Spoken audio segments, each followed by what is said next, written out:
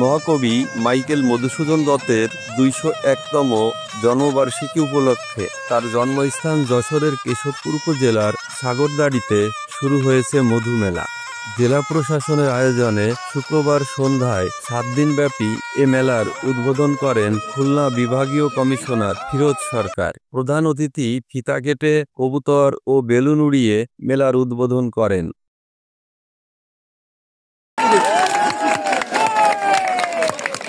এছাড়া অতিথিরা মাইকেল মধুসূদন দত্তের পৈতৃক ভিটায় স্থাপিত কবির আবক্ষ ভাস্কর্যে ফুল দিয়ে শ্রদ্ধাঞ্জলি নিবেদন করেন। এরপর জুলাই বিপ্লব কর্নার ও কৃষি কর্নারের উদ্বোধন করেন তিনি। উদ্বোধন অনুষ্ঠানে বিভাগীয় কমিশনার ফিরোজ সরকার বলেন, মহাকবি মাইকেল মধুসূদন দত্ত বাংলা সাহিত্যের অমর রত্ন। তিনি শুধু বাংলাদেশ নয়, বিশ্বে সমাদৃত। তার যে দেশপ্রেম ছিল সেটা বিরল দৃষ্টান্ত। তার উদাহরণ কপোতক্ষ নদ কবিতা। এই কবিতার মাধ্যমে তিনি প্রকাশ করেছেন দেশপ্রেমতা কতটা গভীর। তার দেশপ্রেমে উদ্বুদ্ধ হয়ে সবাইকে নিজ নিজ জায়গা থেকে নতুন বাংলাদেশ গড়ার আহ্বান জানান। সত্যের সন্ধানে দৈনিক যশোর।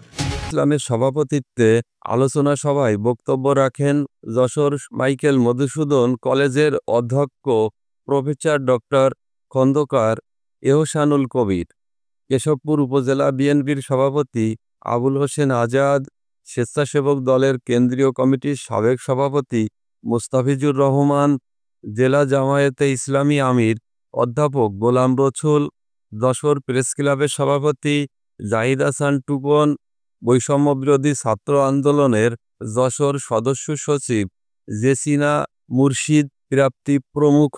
স্বাগত বক্তব্য রাখেন কেশবপুর উপজেলা নির্বাহী অফিসার জাকির হোসেন। ২৫ জানুয়ারি বাংলা কবিতায় অমিত্রাক্ষর ছন্দের প্রবর্তক, প্রথম মহাকাব্য ও সনেট রচয়িতা মহাকবি মাইকেল মধুসূদন দত্তের ২০১ জন্মবার্ষিকী। এ উপলক্ষে প্রতি বছরের মতো এবারও সাগরদাড়িতে বসল গ্রামীণ মেলা। মেলা উপলক্ষে সাগরদাড়িকে সাজানো হয়েছে বর্ণিল সাজে। দক্ষিণ পশ্চিমাঞ্চলের হাজারো মধুভক্তের উপস্থিতিতে এবারও মুখরিত হয়ে উঠেছে কপোতাক্ষ নদের পাড়। শুক্রবার দুপুরের পর থেকেই মেলা দেখতে বিভিন্ন স্থান থেকে এসেছেন মানুষ। মধুপল্লীর কাস্টোডিয়ান মোহাম্মদ হাসানুজ্জামান বলেন, মধুমেলা উপলক্ষে মধুপল্লী সুন্দরভাবে সাজানো হয়েছে। দর্শনার্থীরা মধুপল্লীতে কবির ভাস্কর্য, প্রসূতিস্থল, কাছারি বাড়ি, স্মৃতিবিজড়িত আসবাবপত্র ও ব্যবহার্য জিনিসপত্র দেখতে পারবেন। কেশবপুর উপজেলা নির্বাহী কর্মকর্তা ও মধুমেলা উদ্যাপন কমিটির সদস্য সচিব জাকির হোসেন বলেন, সাগরদাড়িতে মধুমঞ্চে ৭ দিনব্যাপী কেশবপুর ও যশোরের শিল্পগোষ্ঠীর পাশাপাশি দেশবরেণ্য কবি, সাহিত্যিক ও শিল্পীরা অংশ নেবেন। এবারও জেলা প্রশাসনের পক্ষ থেকে মাইকেল মধুসূদন পদক প্রদান করা হবে।